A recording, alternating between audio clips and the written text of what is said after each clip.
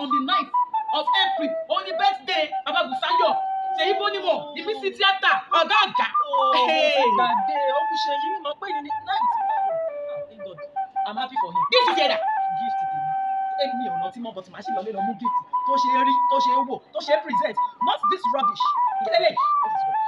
Mo ní kí ó yá explain nǹkan tó gbé sórí orí tẹ́sán fún mi. Ìròyìn àmọ́ Àjọkẹ́ ti ń kọ́ mi díẹ̀ díẹ̀ rubbish ni nǹkan tí ò dà èmi mọ̀ rubbish ni nǹkan tí ò dà. So mas don't tell me sorry don't tell rubbish no jẹ́ má wọ̀rí rubbish ni ìfẹ́ mọ̀ gbọ́n sórí kí tó ń wo lẹ̀lẹ̀ 2 horsepower ni.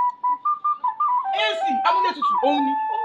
Wọ́n wá sọ wípé wọ́n rí fídíò tí mo lọ sí ọ́fíìsì mi sí fáànù nìkan ló wà ń bẹ̀ kò sí AC ń bẹ̀ ibẹ̀ wá ń gbóná. Ìṣe tó ń gbóná fáànù tó wà ń bẹ̀ gan lé mẹ́rin. Mo wò pé fẹ́ surprise yẹ. Mo wá lọ ó surprise ọjọ́ ó fọ́ fún mi. Àbẹ̀ ló ṣe mí. Ó surprise mi kò yà mí lẹ́nu. Mo ṣì sọ fún ẹ pé rubbish lílé ìjọ torí Ọlọ́run. Ṣé o ṣe lè jí? Mo ti stop nínú ìṣòro bẹ́ẹ̀ náà. Mo ti ra ó ra ní. Ó ra ilé òde ẹ̀kọ́ owó fún ilé. Mi ò rà kejì ẹ̀ mo ra orí èsì tẹ́kọ̀ sábà bímọ ìyá akẹ́kọ̀ọ́ tó bá burú mo jẹ́ ra ìbọn wọ́n lè yàjẹ́ máa pẹ́ yàrá búrò kí mi sínú ọ̀bára mọ̀ oyin sí. Sórí eléyìí ò ní ìjà kó present ọkùn ṣe ìdílé this is rubbish I will say it again rubbish ìdọ̀tí pàǹtí kó lọ dá sínú ilé ilẹ̀ yín ó ti sọ tó bá yẹ kó lóòótọ́ mo 2,500 naira. Àbájọ báwo nígbà tó ta tó relé 2,500 naira ṣé omi ẹ̀rọ ń ta normal yìí ó mú ojú làjẹ́ yìí èsì mú làjẹ́ èsì owó làjẹ́ ni ó mú ju 5,000 naira. Ó ti pẹ́ tó ti dé inú Èkó yìí náà kí ló dé tó ṣe ń bí ẹgbẹ́ ni tó ṣe mo já náà ni èyí lọ́la láti ìdọ́jà dára tó pọ̀ tó ń pè láti rẹ́sì ti gbọ́ àbújá ni. Ìgbà tó mú ẹ wá sí abúlé tó mú ẹ kúrò lábúlé tó mú ẹ wá sí ìgboro jágọ̀. Abúlé wa bẹ́ẹ̀ mi nìkan ni wọ́n mọ̀ pé òyìnbó mọ̀ mi nípa abúlé wa wọ́n á jẹ́ kó náà kó lọ já kùtùkùtù 2,500 days orí ẹ̀. Ó ti pẹ́ tó ó dáa 2,500 days wọ́n ti fi mu ọtí wọ́n ti lò ó sẹ́jẹ̀. Ṣé bẹ́ẹ̀ kò dá báyìí? Kò dá o lè present ọ̀hún ṣe lélẹ̀ you know what you will do wá wá fi ohun ẹ̀ ránṣẹ́ àdúrà ẹ̀ ó máa ṣiṣẹ́ nínú ìgbésí ayé wọn ṣé ó lélẹ̀ ó máa kó bá ìgbésí ayé wọn má gbélé nílẹ̀ àdúrà ẹ̀ ránṣẹ́ sí wọn ó máa ṣiṣẹ́ gidi nínú ìgbésí ayé wọn.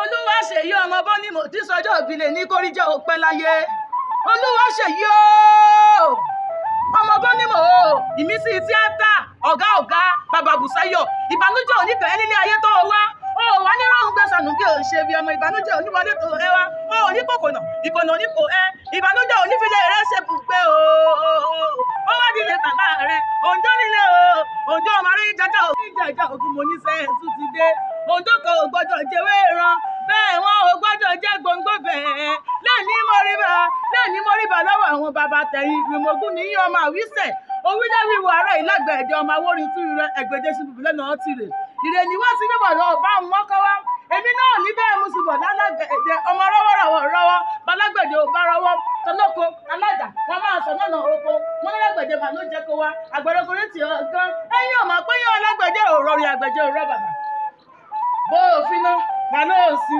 bó òfin náà wà lóòsì fínà níbẹ̀ náà alágbẹ̀dẹ Èjìtọ́lá ni yín ọmọ adáradọ́ kì í níyàn àwọn bàbá tẹ̀yìn gángan jàgàjàgàlá lọ bẹ́ẹ̀ tìrì bá a bá kí wọn ní ìrè wọn kì í jẹ́ ọmọ owó ni wọ́n fi ń jẹ́ ni ọjọ́ ọbẹ̀ rẹ bá di méjì lọ́dọ̀ wọn góńgó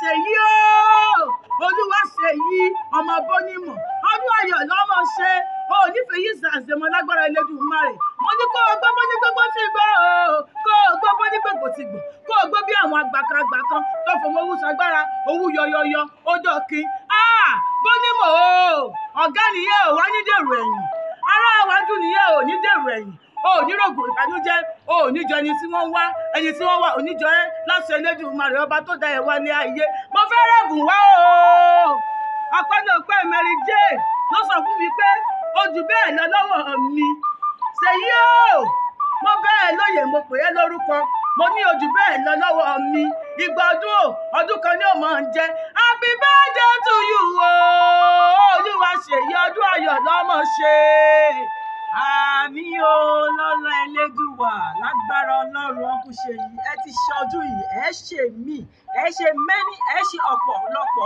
ọdún láyé nínú àlàáfíà ìdùnnú ayọ̀ ìgbéga àníwáyé tì àlọ́ ti gbàdúrà fún yín àdúrà dẹ̀ ti bá yín níbi tẹ̀ wá. Àmì o happy birthday to you long life and prosperity God.